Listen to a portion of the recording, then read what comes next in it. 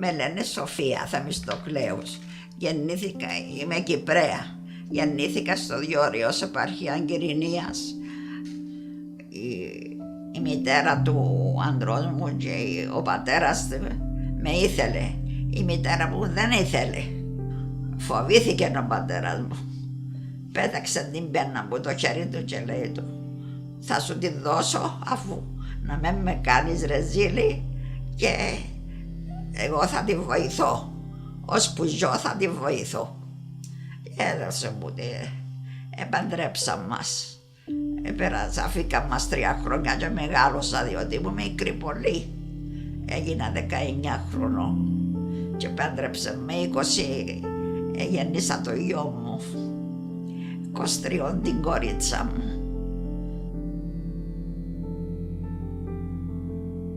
Η κόρη μου πήγαινε Δευτέρα τάξη του γυμνασίου. Εγώ κάθομαι στο Διόριος. Στο Διόριος δεν είχε γυμνάσιο. Είχε στη Λευκοσία. Στη Λευκοσία έμενε ο αδερφός της μάμας μου, ήταν γυμνασιάρχης. Το μεγάλο το γιο μου τον έβαλαμε κλειστό στο English School. Είχε εκεί οικοτροφείο, το έβαλε ο πατέρας μου. Η θεία μου έκανε με την υπηρέτρια γλυκά γιατί τα απόγευμα είχε καφέ. Είχε ξένους βίζιτες. Μπήκε το μωρό μου την κουζίνα και πήγε να βάλει η τσάντα της στο δωμάτιο της, στο γραφείο της. Χτύπησε η πόρτα. Πήγε να ανοίξει το μωρό. Άνοιξε ένας γείτονας μας με το μαχαίρι να την σκοτώσει. Το μωρό φοβήθηκε και έπεσε. Δεν μίλησε το μωρό.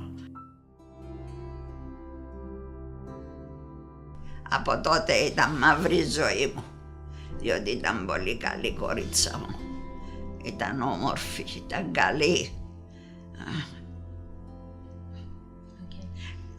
Της είπαν να κάνει έκθεση τι θα γίνει όταν μεγαλώσει και έγραψε καλά και την είχα για πολύ καιρό την έκθεση της εκεί πέρα και όποιος πήγαινε την έβλεπε. Την έγραψε η Θεμιστοκλέους, αυτόν έγραψε ότι πρώτα ήθελα να γίνω καθηγήτρια, τώρα όμως θέλω να γίνω παιδίατρος για να κάνω καλά τα μικρά παιδάκια γιατί τα αγαπώ. Τίποτα δεν αφήσαν να γίνει.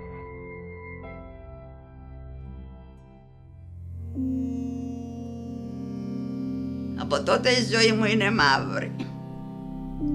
Χρόνια αντέξαμε διότι είχε δουλειές ατέλειωτες, τέλειωσαν μετά δεν μπορούσε. Διότι δεν έβρισκε μαγαζί και θέλησε να έρθει στην Αυστραλία. Δουλέψαμε μαζί και οι δυο σκληρά. Κάναμε ένα ωραίο σπίτι, πάρα πολύ ωραίο σπίτι. Μετά ο άντρας μου αρρώστησε. Πήγαινε ο έγγονος μου και τον έβλεπε με τα νεφρά του και έκανε αιμοδιάλυση, αλλά είχε την καρδία του. Είχε ζάχαρη, είχε πίεση. Όλα αυτά συνέβηκαν από τη στενοχωρία του που έχασε το μαγαζί του. Και του λέω, κοιμάσαι? Λέει μου, όχι, να πάω στο αποχωρητήριο. Πήγα κοντά του να τον βοηθήσω. Λέει μου, δεν μπορώ να ποτέσω τα πόδια μου. Λέω τώρα, κάτσε λίγο και μετά. Δεν μπορώ, λέει μου, να κάτσω. Σηκώθηκε και λέει μου, θα πέσω. Έπεσε και πέθανε.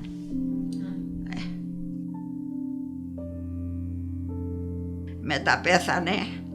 Το παιδάκι δεν ήθελε το σπίτι. Ο γιος μου του το έδωσε για να μην έχουμε φασαριές. Του το έδωσε. Εγώ πήγα στην Κύπρο, είχα αδερφό. Έμεινα μες στους δρόμους, πήγα στην κοινωνικό λειτουργό. Δώσε η κυβέρνηση σπίτι, φλάτι, στο Μίλλερ. Ήταν καλά εκεί, πέρασα καλά. Πέρασα εδώ 13 χρόνια. Η γυναίκα έρχονται να μου κάνα σάουαρ μου. Με Δευτέρα έρχομαι, έφερνα με εδώ. Τρίτη έπαιρνα με στη Η Κασαρίνα έπινα καφέ, Τετάρτη έρχεται η γυναίκα, έπαιρνα με ψωμίζα. Παρασκευή έπαιρνα μες στη θάλασσα, ήταν καλά. Αλλά για μια εβδομάδα έκοψα μου τη φυσιοθεραπεία και σταματήσα μου και το exercise. Σταματήσαν το διότι είπαν κουράζεται η καρδία μου. Εγώ δεν μπορούσα. Έμεινα εκεί, δεν έρχεται γυναίκα να μου κάνει τίποτε. Μια εβδομάδα δεν έρχεται καμιά κοπέλα. Αρρώστησα πάρα πολύ. Υποχρεώθηκα και τους είπα πάρτε με στο γεροκομείο πια. Με φέραν εδώ. Εδώ είναι και καλά, αλλά είναι και κακά, σαν το σπίτι δεν είχε. Εγώ είμαι μαθημένη τόσα χρόνια. Εδώ που είμαι καθόλου χαρούμενη. Καθόλου χαρούμενη είμαι, διότι δεν ήξερα τη γλώσσα πρώτα. Και δεύτερον, είχε και κοπέλες που μου συμπεριφέρονται καλά. Έχει που μου συμπεριφέρονται, έχει όμως που δεν μου συμπεριφέρονται. Πότε μου διούν τα φάρμακα μου καλά όπως πρέπει. Μου συμπεριφέρονται καλά. Στις αρχές που ήρθα το κρεβάτι μου κάθε 3 εβδομάδες μου το λάσα. Τώρα όμως είναι καλύτερα τα πράγματα. Όλη μέρα κάθομαι μόνη μου. Κάθομαι εκεί πέρα πάνω μόνη μου, διότι δεν μπορώ να μιλήσω μαζί με καμιά, δεν ξέρω. Το πρωί πάω στο δωμάτιο κάτω που κάνουν πρόγευμα και κάθομαι εκεί μόνη μου. Το μεσημέρι φέρνω μου το φαγητό εδώ. Μετά δεν θέλω τίποτε άλλο, ούτε καφέ πίνω, ούτε ωρέντζους πίνω, ούτε τίποτε. Κάθομαι εκεί πέρα μόνη μου, κοιμούμαι. Πάω στην καρέκλα, πότε πέφτω στο κρεβάτι. Το απόγευμα πάω λίγο εκεί στο γραφείο και κάθομαι έξω και βλέπω τις κοπέλες. Και περνάει η μέρα μου, μετά έρχομαι, μου τηλέφωνα ο γιος μου. Έρχονται να μου φορήσουν το νηστικό μου, να μου δώσουν τα φάρμακα μου. Φέρνουν μου το φαγητό. Φαγητό να μου πολύ αρέσει. Φέρνουν μου οι φιλενάδες μου. Έχω 2-3 φιλενάδες που μου φέρνουν. Έχει και μια που μου μαγειρεύει ό,τι της πω μου κάνει. Από αυτά είμαι ευχαριστημένη. Έρχεται και η Στέφανη, όποτε έχει καιρό η κοπέλα και παίρνει με και ψουμνίζω. Διότι δεν τρώω τα γλυκά, ούτε τις κρέμες, έχω ζάχαρη. Και πρέπει να αγοράσω κανένα φρούτο που δεν έχει ζάχαρη.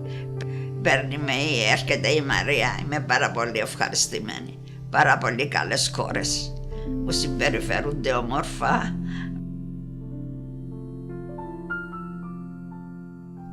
Δεν ξέρω, αλλά λέει εσύ ότι να βρούμε τους δικούς μας, ξέρω, δεν ξέρω. Μου είναι μαύρη. Ό,τι και να κάνω, τα κάνω επειδή είμαι συνηθισμένη, όχι επειδή τα θέλω. Ήμουν συνηθισμένη.